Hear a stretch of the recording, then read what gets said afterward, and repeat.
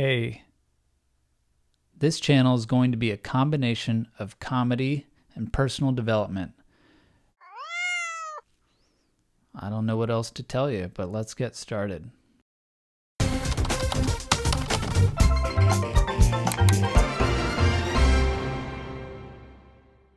Today I want to talk to you about how you can instantly upgrade your life with curiosity. Albert Einstein once said, "I have no special talent, I am only passionately curious." Curiosity is a beautiful thing. It can make the seemingly dullest things fascinating. For example, you think sand is bland? Think again. We've all experienced sand. It's everywhere. There couldn't be anything more ordinary or common than sand. But for the curious ones, sand is pretty interesting. Here are a few sand facts from Discover magazine. Most sand is made of silica, which comes from quartz crystals that have broken down to about their smallest possible size. Sand is used to make concrete. If you melt sand at 3090 degrees Fahrenheit into a liquid, it becomes glass. There is an illegal sand market and a sand mafia. We got the sand in the back. You got the money? Let's see. Jim, check it out. I don't know. It's... Alright, no deal. And why's that? These are Canadian dollars. An illegal sand market and a sand mafia? Sand is pretty cool.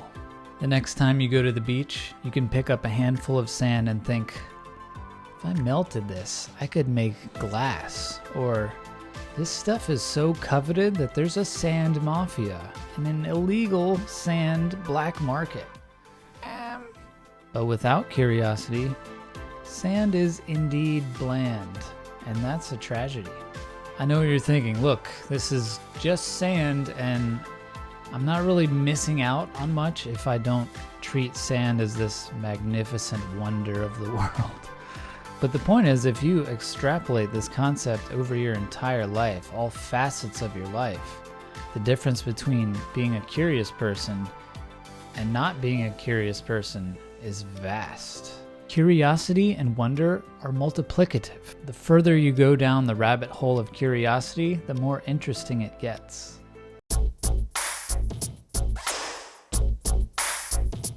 Hey, this is Bill, just hanging out next to my trash can. So my question is, how can we be more curious? You got any techniques? Thanks for the question, Bill. My name is Dan. The answer is easy. Just ask more questions. Curious people ask questions. That is the hallmark of curiosity. So, you can ask, why do we do things this way? Or why don't we do things this way? That's why we have cars. Yes! That's why we have planes. Yes! That's why we have horses. No! Okay, well, we had horses before, but someone was like, what if we rode on top of the horse?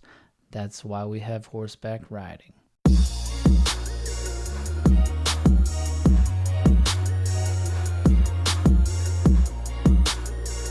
Yes! So that's curiosity in a nutshell. The World Wide Web as we know it was invented by Tim Berners-Lee in 1990, but as History.com puts it, it is impossible to credit the invention of the internet to a single person. The internet was the work of dozens of pioneering scientists, programmers, and engineers who each developed new features and technologies that eventually merged to become the information superhighway we know today. So the internet exists today because people asked what if in various fields, and they all came together. Curiosity doesn't merely accept what it sees, it wonders what it can't see. For example, if you tried to describe the internet to someone in the year 1700, they would probably lasso you or whatever they did back then. Because you couldn't conceive of the concept. This was before they even had electricity. So the concept was just so far out of mind and out of the realm of possibility that there was no way you could even comprehend it. But we got the internet, which has changed the world because people were curious. They were like, what if we did this? What if this lightning bolt could be captured and then put into the wall of my home to provide power to various things? Ta-da! So here's some more modern questions people are asking that are leading to progress. Why must screens be flat and rigid? Why can't we travel to and inhabit another planet? But the grandiose visions of curiosity are only the most visible, obvious part of it. Me personally, Steven, I'm Dan. Steven, guys, he's been asking questions about the habit world, like, why must habits be done one at a time?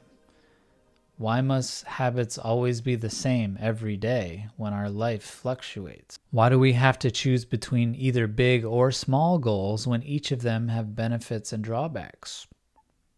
Asking these questions led to Steven's book, Elastic Habits, which is right there. I'm a big fan. I have all of his books.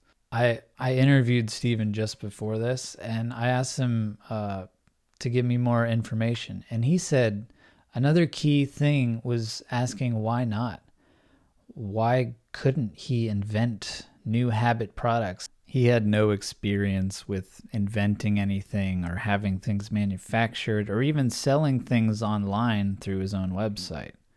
But since he sought out the answers to these questions, he was able to figure out how to do it. And now he sells over a dozen products on manyhabits.com. And people buy them and people love them.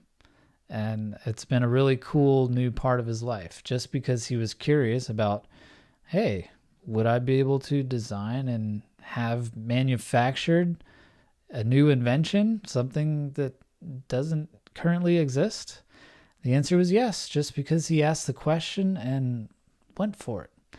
So if he were here today, I think he would suggest that all of us try to do that more and more, because the more questions you ask of why things are a certain way and why they can't be a better, new way, that can just lead to so many positive things.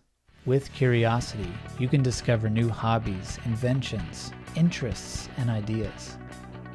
Without curiosity, the world is so bland. What you see is what you get, and that's not very exciting. So be curious and watch your world get brighter. This has been Q&A with Bill and Dan. Thank you for watching.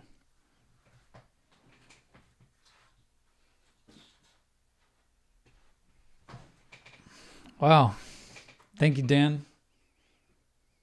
Man, what a great guy. So there you have it, guys. Be curious, and the world is yours. Or something inspiring like that. So I'm pretty new to the YouTube game. As such, this channel has less than 1,000 subscribers. And if you would like to, if you'd like to help me out, like, subscribe, share it with your grandma. YouTube stuff. I'd appreciate it. And if you do that stuff, it'll let me know that this was something I should try to do more in the future. If not, I'll just shut the camera off and continue to write books. So, well, I'll probably write books anyway, but you get it. So thank you for watching, and I'll see you next time.